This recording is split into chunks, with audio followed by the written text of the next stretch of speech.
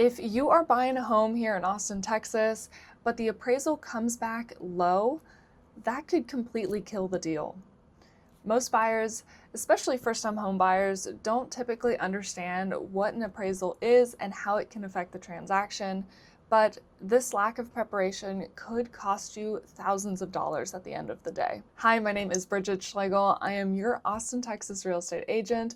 I specialize in new construction homes, relocation out to Austin, Texas, and I work with a lot of first-time home buyers.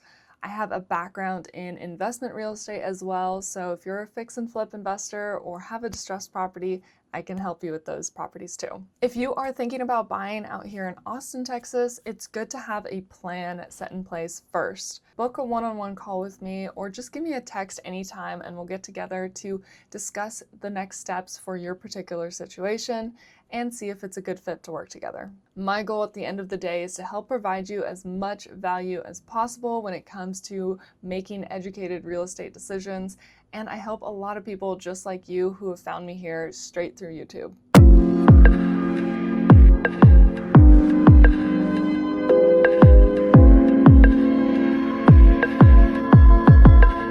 All right, so let's get into what an appraisal actually is, who is requiring the appraisal in the transaction in the first place, what you should do if it comes in high, and what you should do if the appraisal comes in low. An appraisal is essentially a third-party professional opinion of the home's value.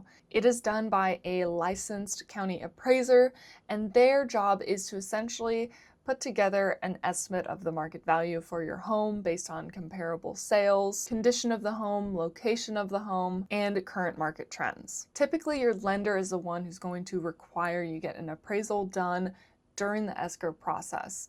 This is because the bank does not want to overpay for the property, and essentially the financing of your loan relies heavily on the results of that appraisal, because the lender is only going to finance the lower of the two, between your sale price of the home or the appraisal price. So what that means is if the appraisal value comes back higher than the contracted sales price, then you're good to go.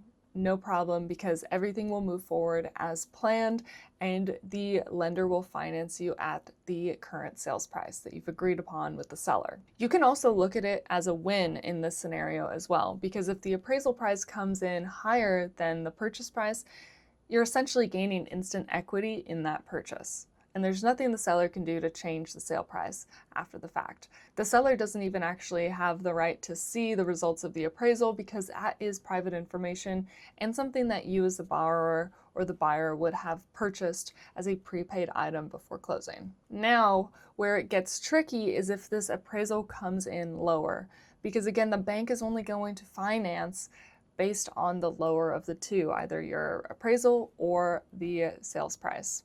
So if it comes in below that sales price, there's a couple ways that the transaction could go. Number one, you could renegotiate the sales price with the seller. They'd have to come down in the sales price to meet the appraisal value or somewhere in between. Number two, you as the buyer might have to pay more out of pocket at closing. Essentially, you'd have to make up the difference. That would mean a bigger down payment. Or number three, depending on the terms of your contract, you might be able to walk away from the transaction and not have to come up with more cash to close. Now, this is where it really pays off to have an educated and prepared real estate agent who is on top of understanding these contracts and timelines to make sure that you don't lose money in a situation where the appraisal comes in lower and you're stuck without having the opportunity to back out of the transaction. Appraisals may sound intimidating, especially after watching this video, but I promise you they can also be a great tool to help keep you safe and your finances safe throughout the transaction. If you'd like my help to make sure that you don't overpay in your next real estate purchase, give me a call or text anytime. You can also book a call with me down below to have a private one-on-one buyer or seller consultation.